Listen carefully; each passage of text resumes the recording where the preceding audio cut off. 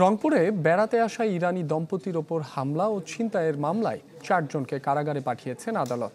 সকালে পুলিশ বাদী হয়ে 4 জনকে আসামি করে তারাগঞ্জ থানায় মামলা করে।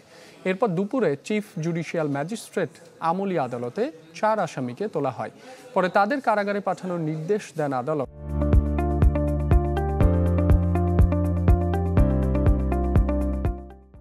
মামলার বিবরণে জানা যায়, ঢাকা থেকে রংপুরে বেড়াতে গিয়েছিলেন ইরানি দম্পতি।